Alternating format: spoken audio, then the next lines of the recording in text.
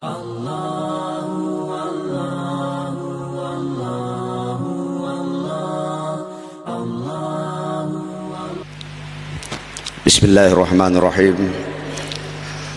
Assalamualaikum warahmatullahi wabarakatuh. Alhamdulillahilladzi bini'matihi tatimmus shalihat wa bifadlihi tatanazzalul khairati wal barakat wa bitaufiqihi tatahaqqaqul maqasid wal ghayat. Asyhadu an la ilaha illallah wahdahu la syarikalah wa asyhadu anna sayyidana Muhammadan abduhu wa rasuluh. Allahumma salli wa sallim ala sayyidina Muhammadin wa ala alihi wa sahbihi ajma'in. Amma ba'd. Bapak Ibu para jamaah subuh yang dirahmati oleh Allah, pertama-tama mari kita bersama-sama bersyukur, memuji kepada Allah Subhanahu wa taala, karena pada subuh hari ini kita dapat kembali bersama di tempat ini, tentu saja dalam rangka mendekatkan diri kepada Allah Subhanahu wa taala. Demikian pula salawat dan salam senantiasa kita curahkan ke hadirat Rasulullah sallallahu alaihi wasallam, kepada keluarga beliau, para sahabat-sahabat beliau yang semasa hidupnya mereka selalu istiqamah dalam memperjuangkan ajaran agama Allah, yaitu Islam. Bapak Ibu hadirin sidang jamaah subuh yang dirahmati oleh Allah, semalam kita sudah mendapatkan gambaran bagaimana Islam memandang yang namanya teknologi, begitu pula sebaliknya, bagaimana teknologi mengambil peran dalam agama Islam.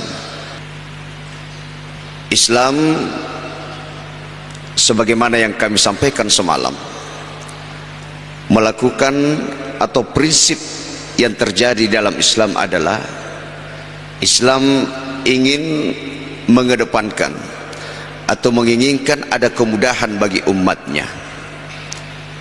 Dan di satu sisi teknologi juga itu muncul untuk memberikan kemudahan manusia untuk bekerja, sehingga dengan demikian antara Islam dan teknologi itu memiliki kesamaan, sama-sama ingin memudahkan sebuah pekerjaan yang dilakukan oleh umat manusia. Itulah sebabnya kemudian kenapa disebutkan bahwa Islam ketika dikaitkan dengan teknologi, maka itu akan menjadi dua hal yang tidak dapat dipisahkan antara satu dengan yang lainnya. Bahkan Islam dan teknologi adalah dua hal yang saling membutuhkan antara satu dengan yang lainnya. Islam membutuhkan teknologi agar supaya umatnya bisa mudah dalam melakukan sebuah kegiatan. Teknologi pun seperti itu, membutuhkan Islam agar supaya manusia memiliki filter atau batasan, sehingga dia memanfaatkan teknologi tidak kepada hal-hal yang sifatnya negatif. Bapak Ibu hadirin sidang jamaah subuh yang dirahmati oleh Allah,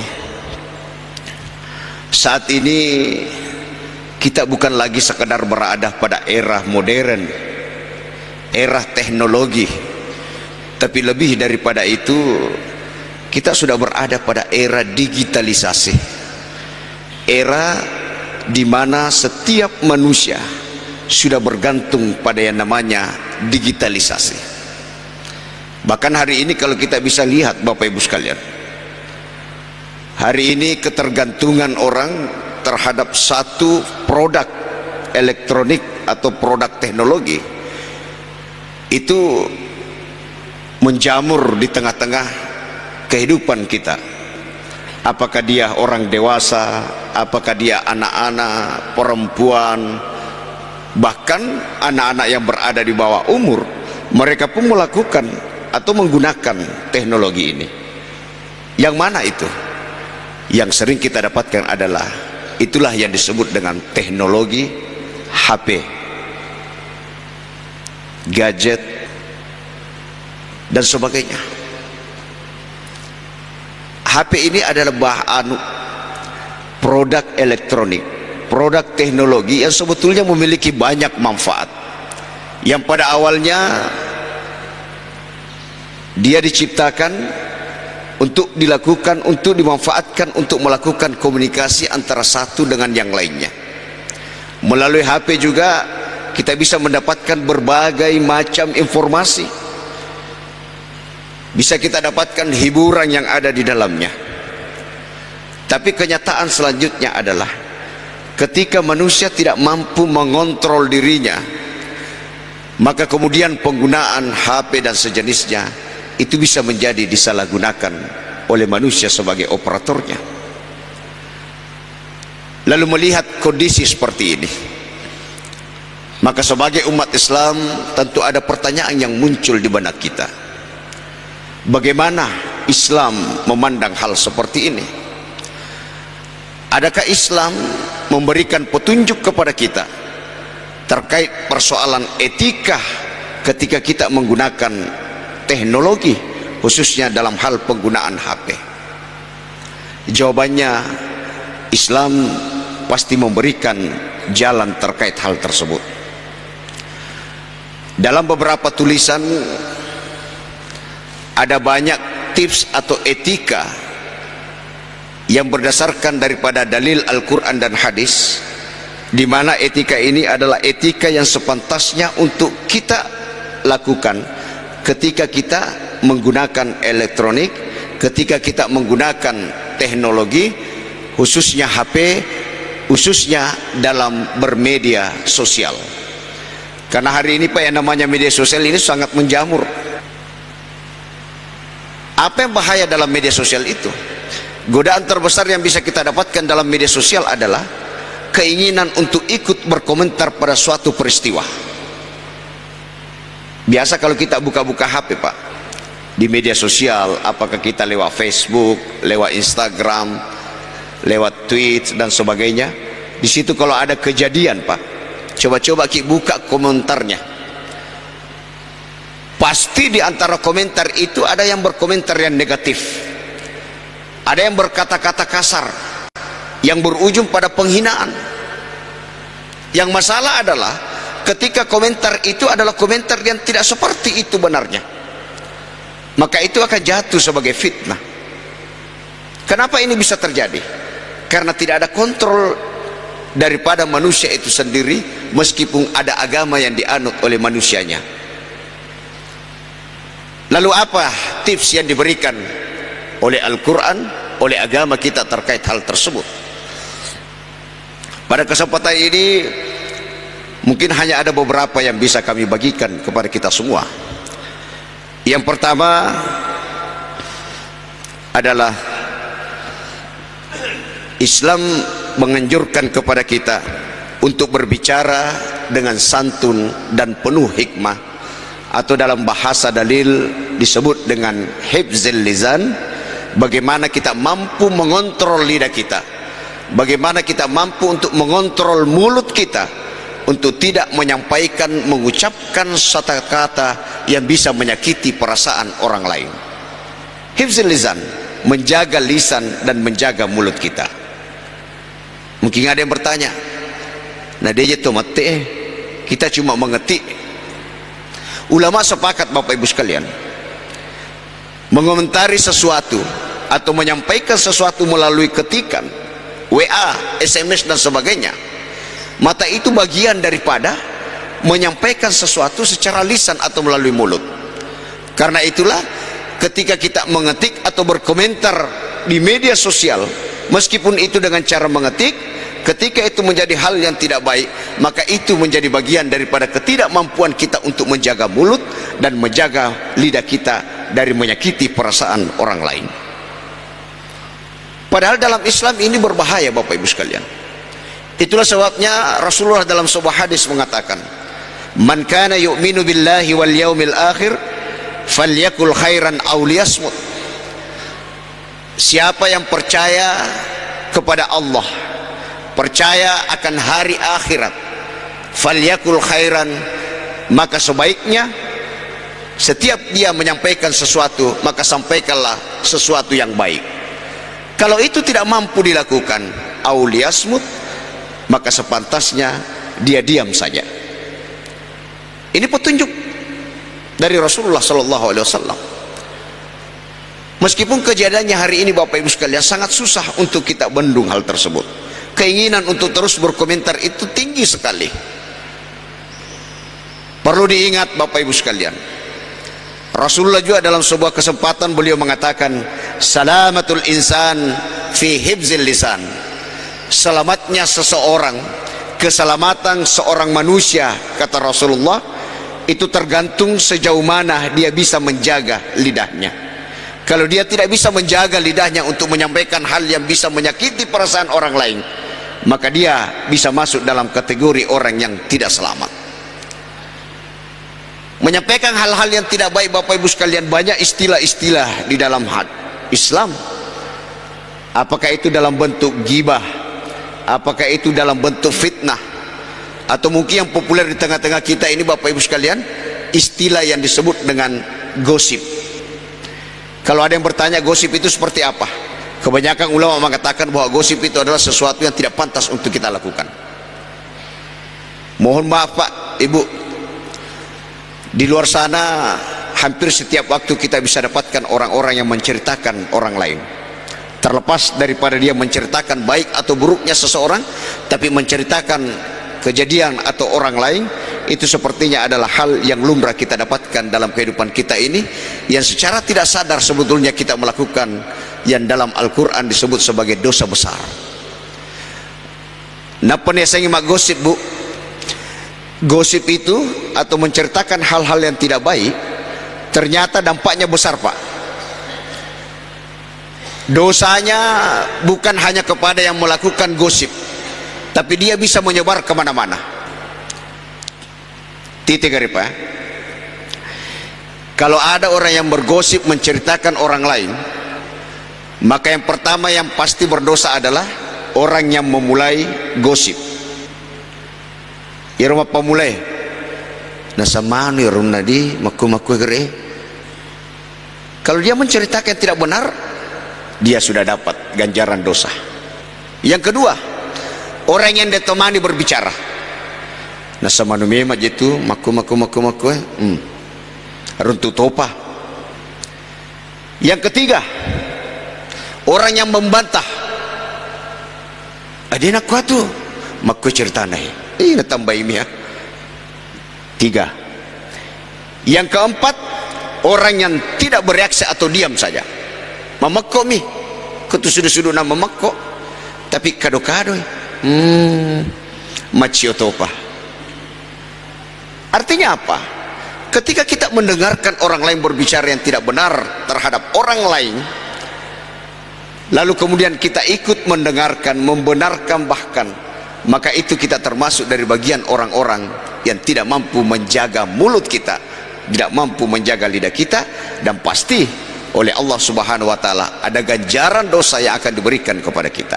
Beginilah dalam bermedia sosial Bapak Ibu sekalian, yang kita harus jaga adalah mengomentari sesuatu dengan komentar yang bisa menyakiti perasaan orang lain.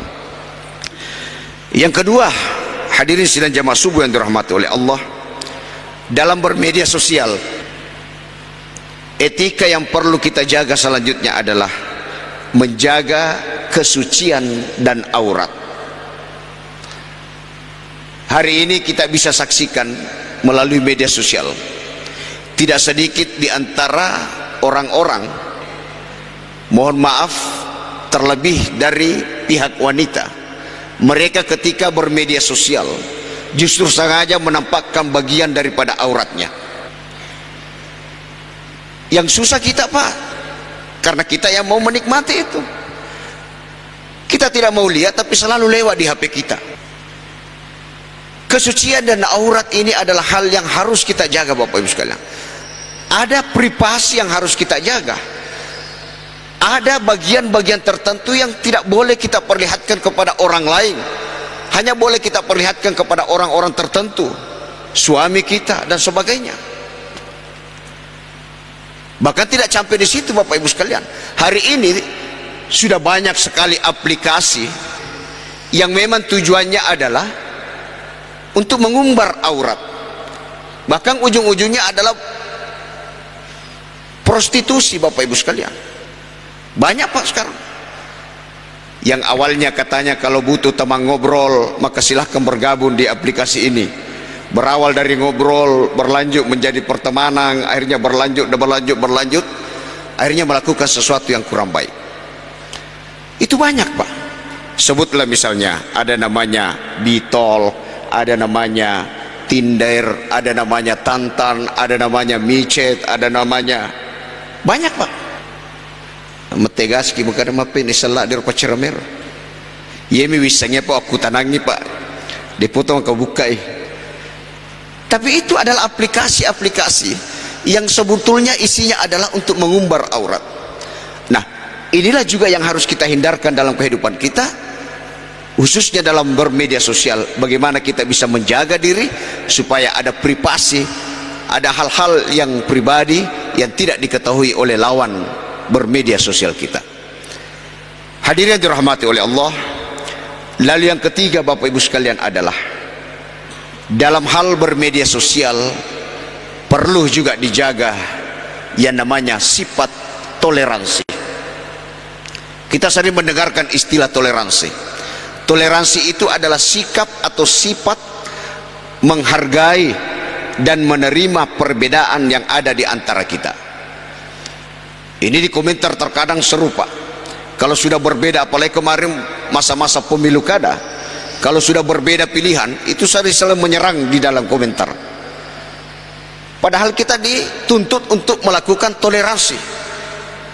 Toleransi menghargai pendapat orang lain, menerima perbedaan yang ada di antara kita.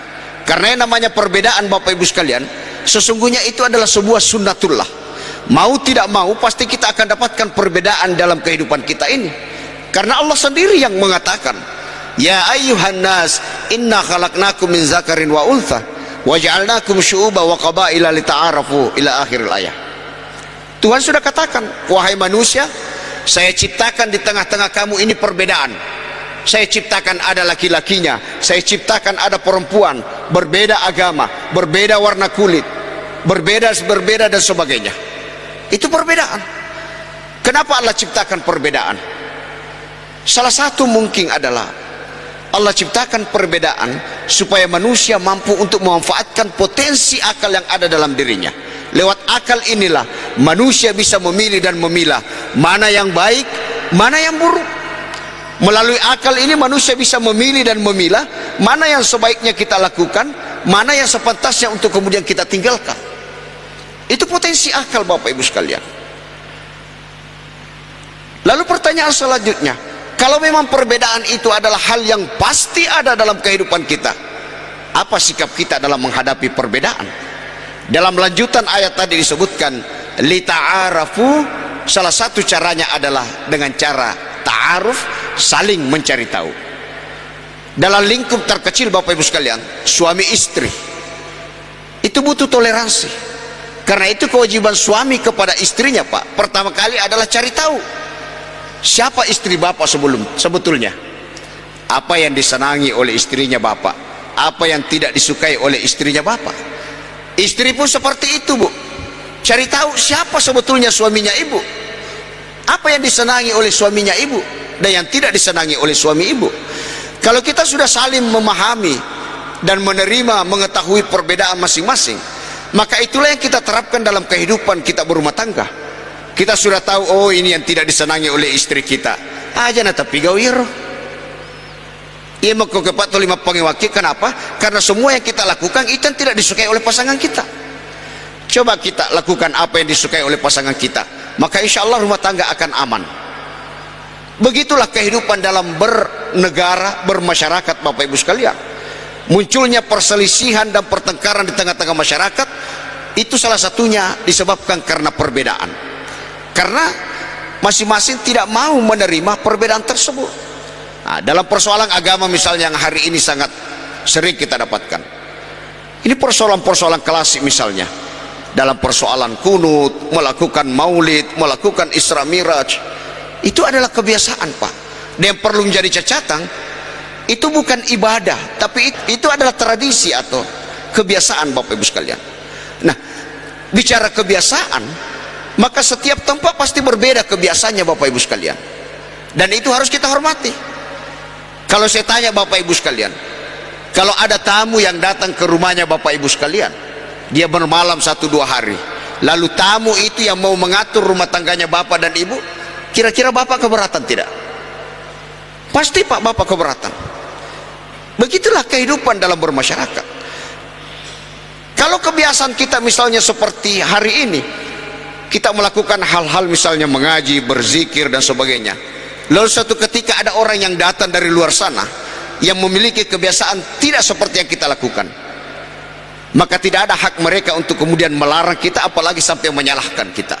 Begitu juga sebaliknya, kalau kita datang ke tempatnya orang lain, lalu kita dapatkan orang lain melakukan sesuatu yang tidak seperti kebiasaan kita, maka jangan langsung menegur orang tersebut, apalagi langsung menyalahkan orang tersebut. Kenapa? Karena boleh jadi kebiasaan masing-masing kita ini sebetulnya tidak ada yang salah,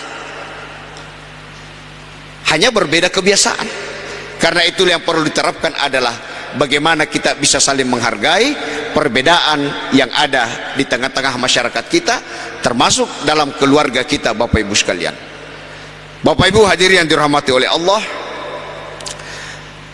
inilah 3 hal yang sekira bisa kita jadikan sebagai tips atau etika kita dalam melakukan atau dalam bermedia sosial dengan menggunakan teknologi yang ada saat ini.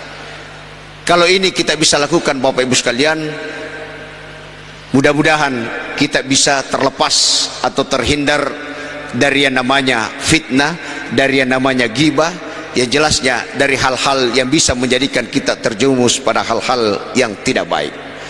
Hadirin sidang jamaah subuh yang dirahmati oleh Allah, sekira inilah hal yang bisa kami bagikan pada subuh hari ini, dengan harapan mudah-mudahan kita yang hadir pada kesempatan subuh hari ini diberikan hidayah oleh Allah, diberikan petunjuk oleh Allah, sehingga insya Allah kita akan terhindar dari hal-hal yang tidak sepantasnya, dan pada akhirnya kita bisa keluar dari bulan suci Ramadan ini menjadi orang-orang yang dijanjikan oleh Allah, la'allakum tattaqun, orang-orang yang bertakwa kepada Allah Subhanahu wa taala.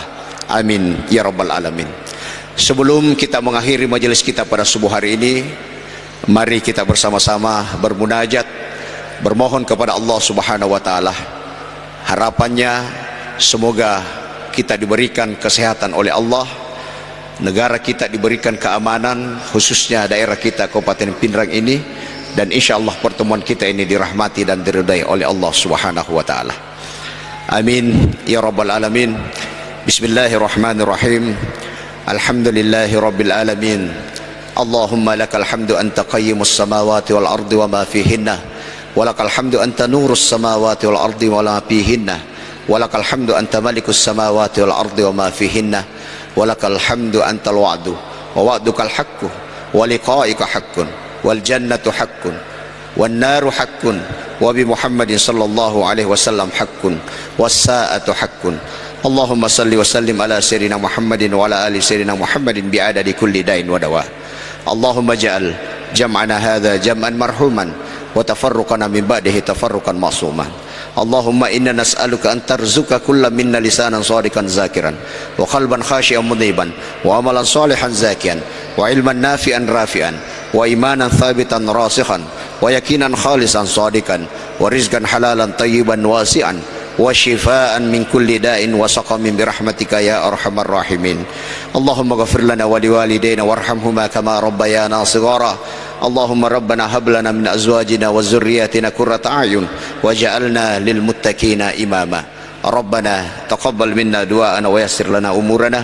Rabbana atina fid dunya hasanah wa fil akhirati hasanah wa qina adzabannar.